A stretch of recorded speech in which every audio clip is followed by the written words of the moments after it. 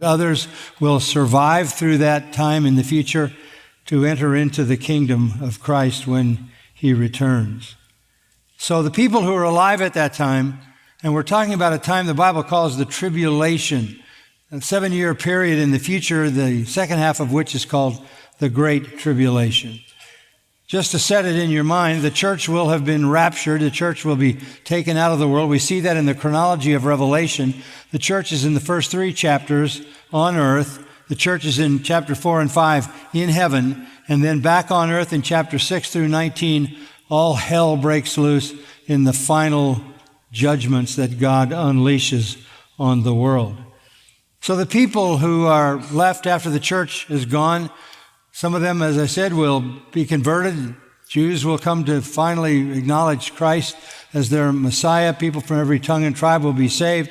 As I said, many will be martyred. Some will remain alive and preach the gospel. The gospel will be preached throughout that period of time. But at the same time the gospel is being preached, judgments will be unleashed like never before. And we saw those judgments in the 7 seals that started in chapter 6. We won't go back over all of that. Seal judgments. The seals symbolize a scroll, a title deed to the earth. Christ takes the scroll because he's the heir to the earth. He unrolls the scroll, and each time he breaks a seal, a judgment comes that is horrendous and devastating. So the people who are alive by the time we get to chapter 9 will have seen divine judgment. They will have heard the gospel being preached. They will have heard calls for forgiveness and mercy and grace to those who will repent. They will see death like never before. They will have already experienced the immediate killing of essentially a huge portion of the entire world. Judgment fierce, unavoidable. By the time they get to chapter 9, they will have seen judgment coming relentlessly without relief. And they will hear the gospel being preached with the same relentlessness. So God will be judging and offering salvation at the same time. So let's step into that future period of time by coming to chapter 9, verse 13. And as we come here, we come to the 6th trumpet.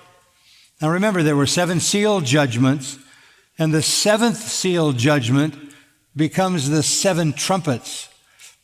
7 trumpet judgments. The 7th trumpet judgment launches the 7 bowl judgments, which carry us all the way to the return of Christ.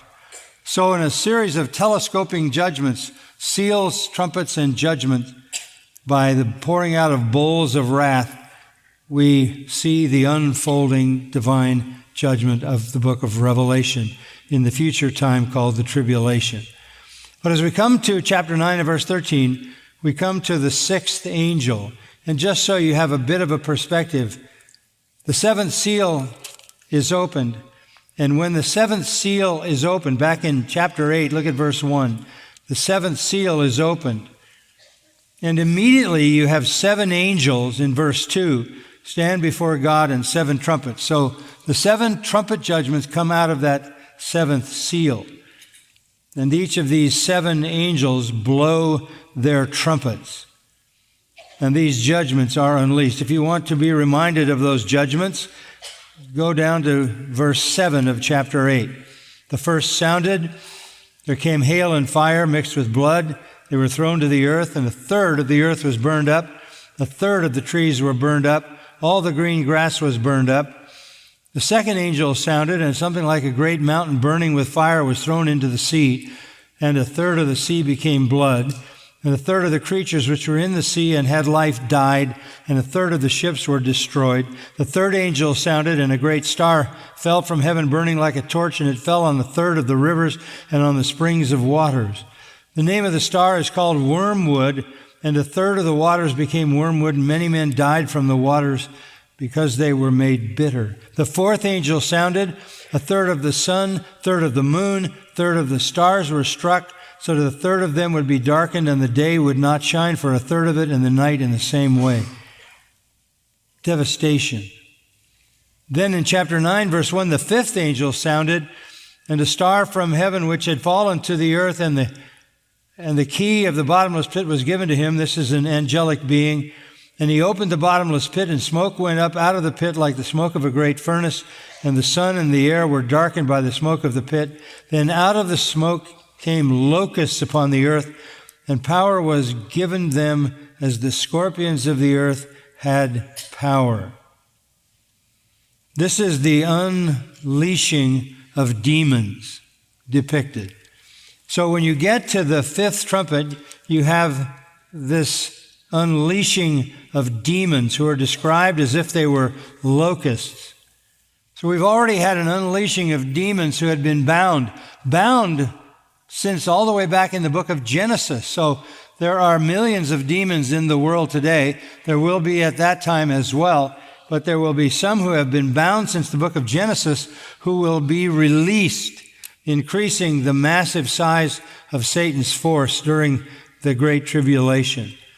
Now that gets us to the sixth trumpet in verse 13. The sixth angel sounded, and I heard a voice from the four horns of the golden altar, which is before God. One saying to the sixth angel who had the trumpet, "Release the four angels who are bound at the great river Euphrates." And the four angels who had been prepared for the hour and day and month and year were released, so that they would kill a third of mankind. The number of the armies of the horsemen was 200 million. I heard the number of them. And this is how I saw in the vision the horses and those who sat on them. The riders had breastplates the color of fire and of hyacinth and of brimstone, and the heads of the horses are like the heads of lions, and out of their mouths proceed fire and smoke and brimstone. And a third of mankind was killed by these three plagues, by the fire and the smoke and the brimstone which proceeded out of their mouths. For the power of the horses is in their mouths and in their tails, for their tails are like serpents, and they have heads, and with them they do harm. The rest of mankind who were not killed by these plagues did not repent of the works of their hands, so as not to worship demons and the idols of gold and silver and of brass and of stone and of wood, which can neither see nor hear nor walk.